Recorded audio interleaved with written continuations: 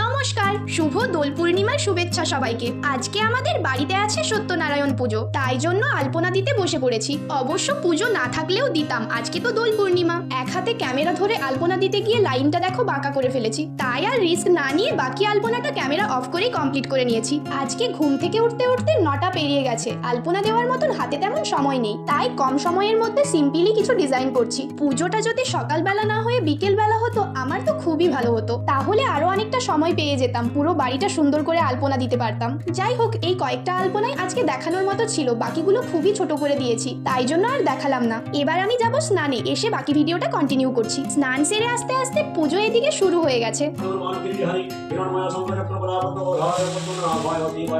পুরো পুজোটা তো এইটুখানি ভিডিওর মধ্যে দেখানো সম্ভব না, তাও আমি অল্প অল্প করে সমস্তটাই দেখানোর চেষ্টা করছি। পুজো সাথে দোল পূর্ণিমা, তাই জন্য দেখো আমি অল্প করে সাজুগুজুও করে নিয়েছি। এখন ঠাকুরকে ভোগ নিবেদন করা হচ্ছে, তাই জন্য এভাবে ঢেকে রেখেছি। এবার হচ্ছে আরতি, মানে পুজো কমপ্লিট। পুজো শেষ, তাই প্রসাদ নিয়ে নিয়েছি। এই সিন্নি প্রসাদটা খেতে ভীষণ সুন্দর লাগে। এখন বাবা যাচ্ছে পাড়ার সবাইকে প্রসাদ দিতে, তাই সুন্দর করে সাজিয়ে দিয়েছি। সমস্ত কিছুর শেষে সৌরভ এসে পৌঁছেছে। আজকে শুধু সৌরভ আসেনি, ওর সাথে ওর মামার ছেলেও এসেছে। এই দেখো আমাদের আজকের ক্যামেরাম্যান। দিদিও নেই, রং খেলতে চলে গেছে। ভাই না এলে আজকে ছবি তোলা আর হতো না। এখন বাজে ওই 2:30টা মতো। আজকে তো আবার গ্রহণও লাগবে একটু পরে, তাই তাড়াহুড়ো করে রংটা খেলে নিচ্ছি। অনেকেই আজকে আবার এই গ্রহণের জন্য হোলি উদযাপন করছে না। তোমরা কবে হোলি উদযাপন করলে কমেন্টে কিন্তু অবশ্যই জানিও। আমি তো 3 তারিখেই বাড়ি বসে এরকম অল্প স্বল্প করে রং মেখে হোলিটা সুন্দরভাবে উদযাপন করে নিয়েছি। যদিও এইবার আমাদের ঝাড়গ্রামের ঘোড়াধরা পার্কে রং খেলতে যাওয়ার প্ল্যান ছিল, কিন্তু সৌরভের পুজো করে আসতে আসতে অনেকটা লেট হয়ে গেছিল, তাই জন্য বাড়ি বসেই এভাবে রং খেলে নিলাম। রং মাখার পর ফেসটা আর ড্রেসটা দুটোই দেখতে ভারী সুন্দর লাগছে।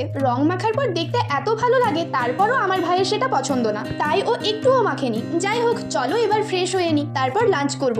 লাঞ্চ সেরে একটু রেস্ট নিচ্ছিলাম, তারপর দেখতেই পাচ্ছ সুন্দরভাবে রেডি হয়ে গেছি। এখন আমরা একটু ঘুরতে বেরিয়ে পড়েছি। কি অপূর্ব সুন্দর দেখতে লাগছে দেখো এই পড়ন্ত সূর্যটাকে। এরকম সুন্দর একটা বিকেলে ঘুরতে না বেরোলে হয়, তোমরাই বলো। আজকে আবারও চলে এসেছি বনভূমি হোমস্টেতে। এর আগেও এখানে 2বার এসেছি, কিন্তু ফার্স্টবার পুরো জায়গাটা বুকিং থাকার কারণে ঢুকতে পারিনি, আর সেকেন্ডবার বৃষ্টির জন্য লাইটগুলো খারাপ হয়ে গেছিল, তাই ভালোভাবে দেখতে পারিনি। ফাইনালি আজকে ভালোভাবে এক্সপ্লোর করেই ফেললাম। এখানে বসে থাকাকালীনই চন্দ্রগ্রহণটা চলছিল, দেখতেই পেলে, তাই ওটা শেষ হওয়ার পর কফিটা নিলাম। কফিটা শেষ করেই ওখান থেকে বেরিয়ে গেছি। তারপর নিয়ে নিয়েছি চিকেন পকোড়া। তারপর চলে এসেছিলাম একটা রেস্টুরেন্টে।